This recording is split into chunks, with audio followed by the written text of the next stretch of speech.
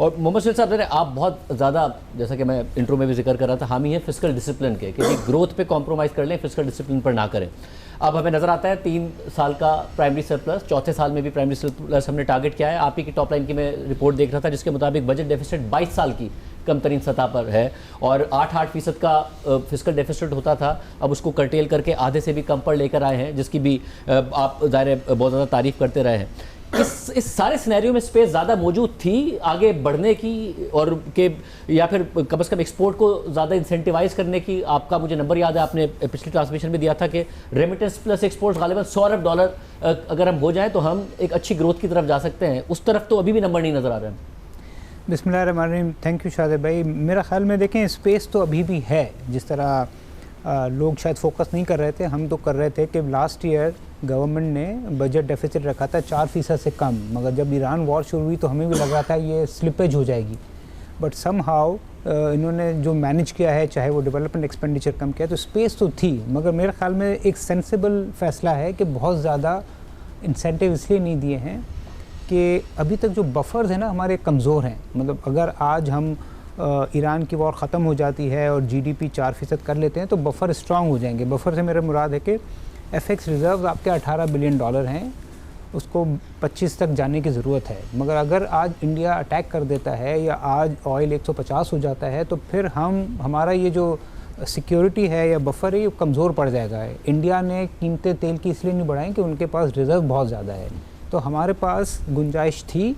मेरे ख्याल में वो फिजिकल डेफिसिट की, जिस तरह मैं बता रहा था कि पूरे साल का 3-4% हो, जो 0.9% आरिफ साहब कह रहे हैं 9 महीने का है, तो पूरे साल का ज़्यादा हो जाता है 3-4%, तो 5 तक की गुंजाइश है। मगर लगता है कि हुकूमत ने उसको पार्शली पास ऑन किया है, क्योंकि गवर्नमेंट के पास शॉक्स एब्जॉर्ब करने के लिए सिक्योरिटी अब भी है बट कमज़ोर है। दूसरी जानिब मेरे ख़्याल में हुकूमत जो है वो ईरान का जो जिस तरह जैद ने कहा, ईरान का जो कॉन्फ्लिक्ट चल रहा है और जो IMF का ऊपर आपका सख्ती है उसको भी रखा है जहन में, क्योंकि देखिए IMF जैसे भी है, जितना भी सख्त है, उसने आपको बेल आउट किया है।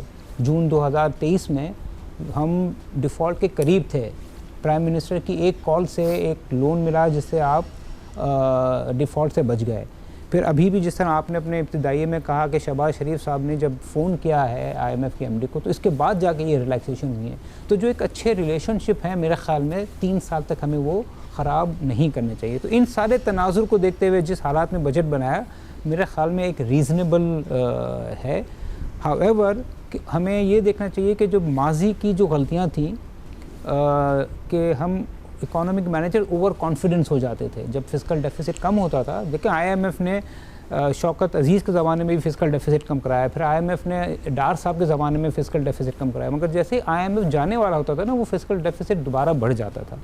तो मेरे ख़्याल में ये जो पार्शियल आमतौर पर IMF का जाना और इलेक्शन का आना कोइंसाइड करता है, तो इलेक्शन ईयर होता है और खूब खर्चे होते हैं। तो मेरे ख्याल में ये हुकूमत जैसी भी है, इसके जो भी पॉलिटिकल एजेंडा है, इनको सपोर्ट है इस्टेब्लिशमेंट की, तो मेरे ख्याल में इनको बफर्स बना लेने चाहिए कि कल को एक ऐसा मौका है तो पार्शली मेरे ख्याल में 4, 4.5, 4.5-5% बढ़ना ही मेरे ख्याल में ज़रूरी है, क्योंकि अभी हमारे पास इतने बफर्स हैं नहीं। अगर ये 25 बिलियन के रिज़र्व हों तो आप एक समझे ना छक्का मार सकते हैं या 6% के लिए कर सकते हैं, but for the time being मेरे ख्याल में ये एक सेंसिबल और एक रीज़नेबल है।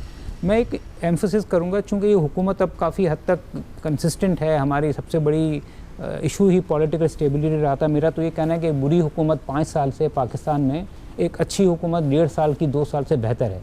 तो ये चूँकि लग रहा है कि 5 साल पूरे करने जा रही है, तो उनको एक वही लॉ एक पाकिस्तान में हुआ करता फिजिकल रिस्पॉन्सिबिलिटी लॉ, यानी मोटा मोटा ये था कि KPIs होते थे, जिसमें उस लॉ की मैं बात कर रहा हूँ जिसमें था कि डेट टू GDP 60 से ज़्यादा नहीं होना चाहिए, हम 75 से 68 आए। उसमें था फिजिकल डेफिसिट 4 से ज़्यादा नहीं होना चाहिए, हम 8 से 3.5 आए हैं।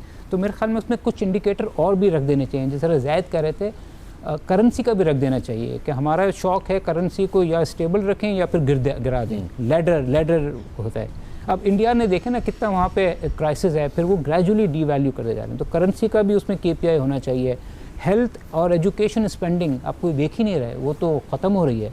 अब यही एक कॉमन, तो उसका भी इंडिकेटर होना चाहिए। तो जो तासुर इस बजट से मिल रहा है कि ये high middle class, upper middle class, rich class, industrialist के लिए तो अच्छा है, क्या ये ट्रिकल डाउन होगा?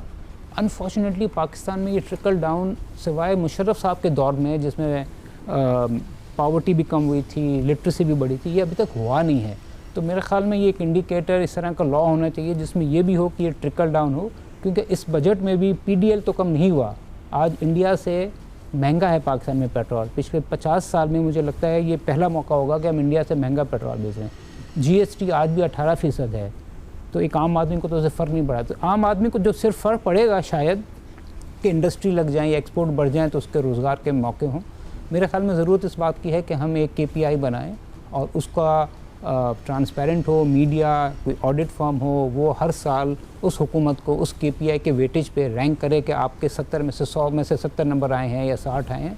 और कुछ इंडिकेटर तो मेरे ख्याल में पार्लियामेंट के अप्रूवल के बग़ैर ऊपर नहीं होने चाहिए। इसमें जो fiscal deficit, debt to GDP वगैरह शामिल होना चाहिए। और स्पेशली सोशल इंडिकेटर, हेल्थ और एजुकेशन में मेरे ख्याल में पाकिस्तान जो है वो पिछले ख़ास तौर से पिछले 8-9 साल में, जब से ये हमारा क्राइसिस शुरू हुआ है, बहुत पीछे रह गया। ये बड़ी अहम बात है।